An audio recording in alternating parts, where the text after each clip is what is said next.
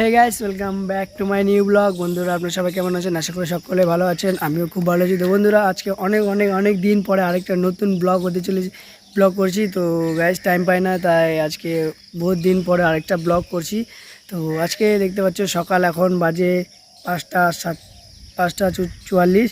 তো আমরা আজকে সকাল সকাল ব্লগটা শুরু করছি। দেখতে পাচ্ছ এখন আমরা যাব গাজলডোবা। তো ওখানকার ভোরের আলো জানি না এখন বাড়াবো, দেখতে পাবো কি না। তো আপনাদেরকেও দেখাবো যদি ভোরের আলো দেখতে পারি। লোকেশনটা অসম লাগে। তো আমরা যাব ওখানটায়। যাওয়ার পরে গাইস কী কী আছে না আছে সে সব কিছু আপনাদেরকে দেখাবো। তো আপনারা সাথে থাকো। এখন আমি বাড়াবো, দেখতে পাচ্ছ এখন বাইরে আছি রাস্তাতে। তো বাইরে গিয়ে মানে ওখানটায় গিয়ে আপনাদেরকে দেখাবো কী কী আছে। তো ততক্ষণ জন্য সাথে থাকবে। তো গাইস, ফাইনালি দেখতে পাচ্ছ আমরা বাড়ি থেকে বের হয়ে গেছি, এখন রাস্তায় আছি।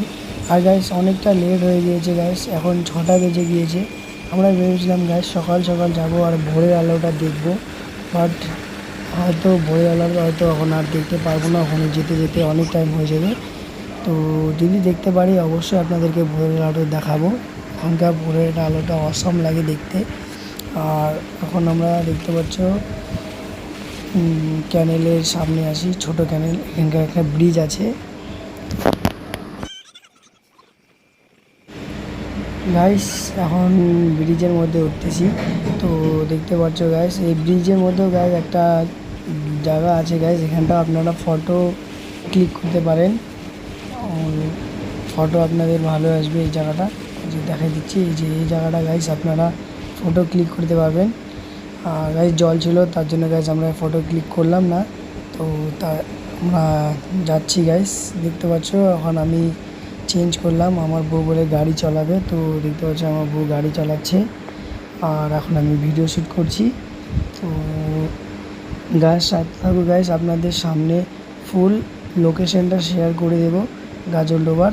যদি আপনারাও আসতে চান তো অবশ্যই আসতে পারেন। তো সাথে থাকো, যাওয়া যাক।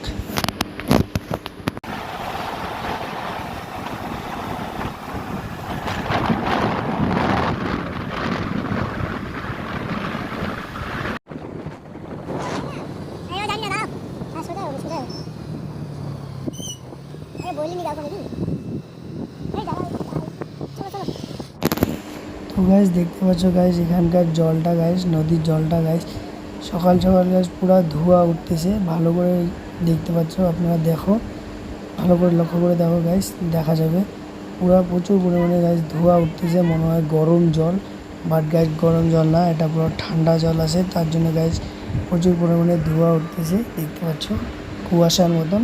তো চলো আরও লোকেশন আপনাদেরকে আমি দেখাবো।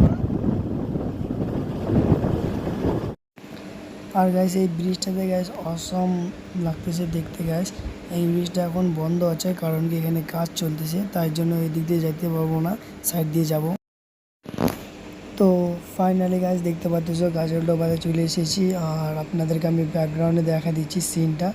তো দেখতে পাচ্ছ গাইস অসম লাগতেছে সিনটা এখানকার। আর এখন আপনাদেরকে এটা দেখা দিচ্ছি গাইস, এটা হচ্ছে আমাদের শিলিগুড়ির সবথেকে বড় ক্যানেল। তো চলো সামনে গিয়ে দেখাচ্ছি গাইস, এখান থেকে জল ছাড়া হয়। তো ক্যানেলটা দেখতে পাচ্ছ জল এখান থেকে ছাড়া হয়েছে। কতটা ভয়ানক লাগতেছে গাইস জলটা দেখতে, আমারই নিজের ভয় লাগতেছে গাইস। তো দেখতে পাচ্ছ আমি আপনাকে জুম করে দেখাচ্ছি। তো আর গাইস ভেবেছিলাম যে এখানকার চিংড়ি চপ খাবো, কারণ কি গাইস এখানে একটা ছোট বাজার বসে, সেখানে চিংড়ি চপ অনেক কিছু বিক্রি হয় ফ্রেশ। এই যে এখানটায় দেখতে পাচ্ছ এই সাইডটাতে বাজারটা বসে, কিন্তু এখনও বসেনি কারণ আমরা সকাল সকাল এসেছি। আর এখানে বিকাল টাইমে বাজারটা বসে। তো যদি বসতো গাইস অবশ্যই টেস্ট করতাম, কারণ কি এখানকার চিংড়ি মাছ একদম ফ্রেশ, এই নদী থেকে ধরে এনারা বিক্রি করে এখানে।